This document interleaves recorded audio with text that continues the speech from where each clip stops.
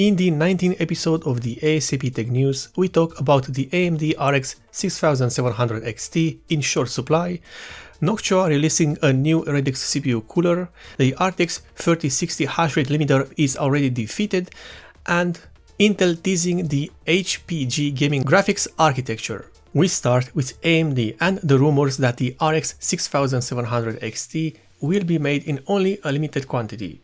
According to Igor's lab, AMD is able to deliver only a limited supply of the RX 6700 XT graphics cards, and we are talking about just a few thousand units for the entire European continent, which is revolting.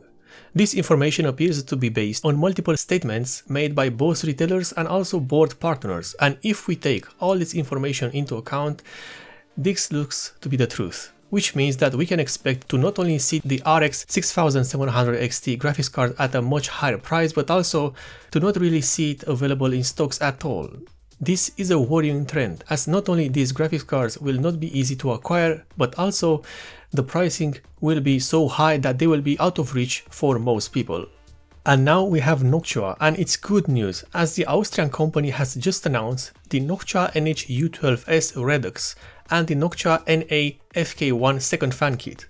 The NH-U12S Redux is the first ever CPU cooler that is officially part of the Noctua Redux series of products. If you do not know what the Redux series is, basically you have the usual Noctua products but in a grey color instead of the brown, and also the Redux products do not have any accessories included, only the product and that's it. This is done to lower the overall cost for the user for the same product.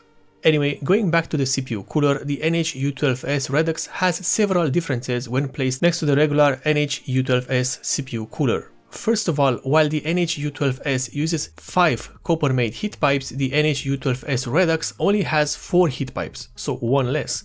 Also, the cooler has almost no accessories at all, because, well, it is a Redux.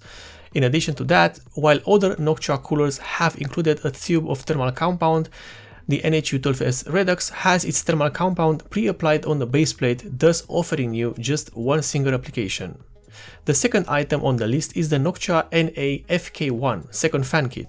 This is exactly what you might expect. You get an additional Noctua NF-P12 Redux fan, the required fan clips, anti-vibration pads for both fans of the cooler, a splitter cable to power 2 fans, and 2 low noise adapters. The price of the Noctua NH-U12S Redux CPU cooler is $49.90 or euros, while the Noctua NA-FK1 second fan kit is priced at around $16.90 or euros. And now we have Nvidia news.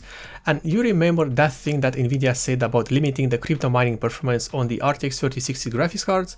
You know, to discourage miners from buying them and thus have the gamers buy them instead? Yeah, that thing, well, it's gone. And how did they do that? Through complex hacking or perhaps some intricate reverse engineering of the graphics card's firmware or BIOS? No. Nvidia quite literally forgot to place the crypto mining limiter into the next driver, and that's pretty much how it got unlocked.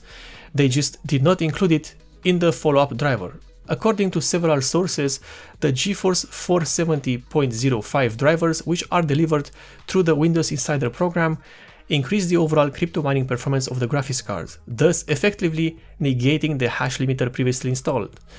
Thanks to the extensive testing done by computer-based and hardware labs, it appears that these crypto mining limiters are just a driver limitation and not something done to the actual graphics cards, be it through a BIOS or even the firmware. Which basically shows that this was inevitable, as someone at some point would have hacked a driver and figured this out. This proves that all the Nvidia claims about the sophistication of this limiter were in fact a bit on the exaggeration side of things. Nevertheless, these are not good news for gamers. And finally, we have Intel news and what looks to be a teaser for the new Xe HPG gaming graphics architecture. This is basically just a clever video and rendering that is meant to symbolize the new architecture and products. There's no new info to show or the release date, but all we can hope is that Intel will make the move and actually enter into the market for consumer grade graphics cards, because a third option on the market is always a good thing and will benefit all of us. Also, I am getting tired of waiting that much, and I think that's pretty much how everyone feels.